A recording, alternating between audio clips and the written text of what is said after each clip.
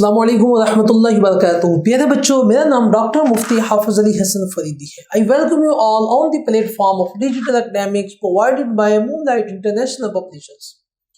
پیارے بچوں، میں آپ کا گریڈ 5 اسلامیات کا ٹیچر ہوں. آج ہم پڑھ رہے ہیں چیپٹر نمبر 6 ہدایت کے ساتھ چشمے اور مشاہیر اسلام. پوائنٹ نمبر 2 حضرت عیسیٰ ابن مریم علیہ السلام.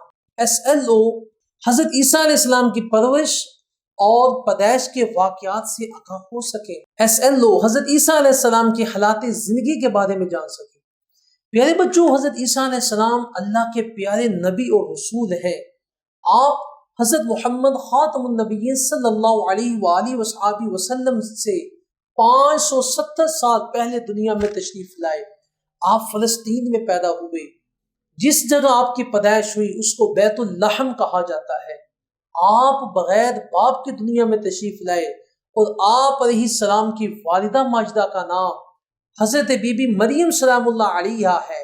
میرے بچوں، حضرت عیسیٰ علیہ السلام کا لقب کلمۃ اللہ اور روح اللہ ہے اور آپ کی کنیت ابن مریم ہے. پیارے بچوں، حضرت عیسیٰ علیہ السلام نے انتہائی سادہ زندگی گزاری اور ساری زندگی اللہ کی تعلیمات کا پیغام سناتے رہے.